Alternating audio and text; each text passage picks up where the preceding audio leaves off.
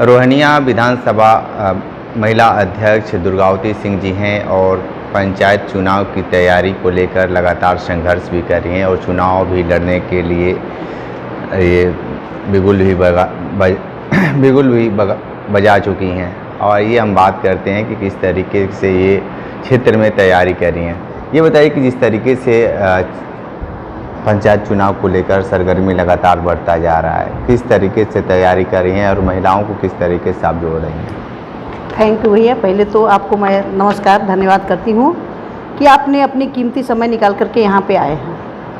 मैं जिला पंचायत चुनाव की तैयारी भरपूर कर रही हूँ। महिलाओं के बीच में जा कर के उनकी समस्याओं को सुन रही हूँ।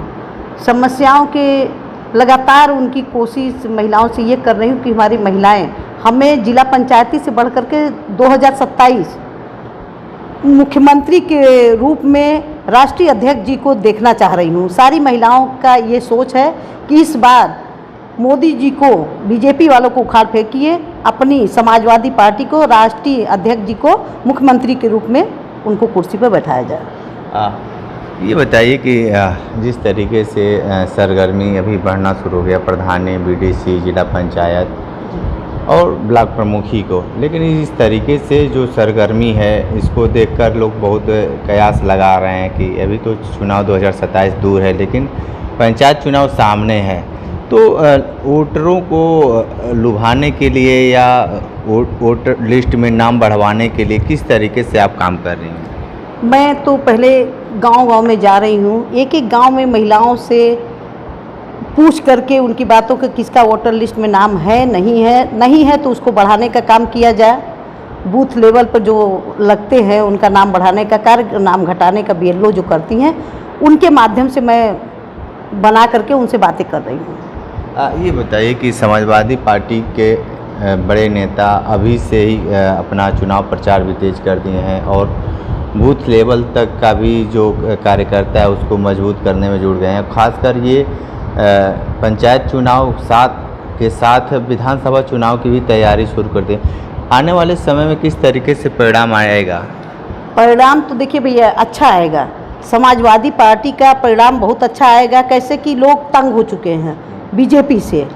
भाजपा वाले का अब ये क्या बहुत से जगह जगह कांड को सुन रहे हैं।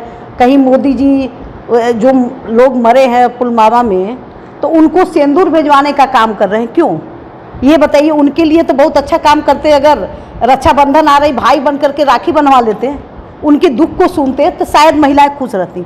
इस पे तो ज़्यादा दिक्कत है उनको, इसलिए सब विरोध कर रहे हैं। लोग हर जगह विरोध कर रहे हैं पुलवामा के लेकर के। आपके क्षेत्रीय गांव-गांव में ये नहीं कि वहाँ का हुआ जो कांड हुआ है महिलाओं के बीच में, तो सभी के लिए दुख दर्द तो बराबर है ना। महिलाओं का सिंदूर, अब बिंदी भेजेंगे, सिंदूर भेजेंगे। विधवा उसका आदमी नहीं है तो सिंदूर बिंदी आपका क्या करेगी? आप बताइए।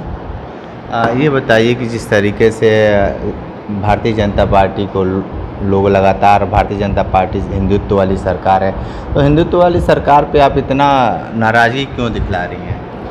भैया देखिए, हिंदू कहने को हिंदू मुस्लिम अगर देश में है तो सारे लोग पहले तो अपने हिंदू भारत देश को देखिए, जहां हमारी जन्मभूमि है।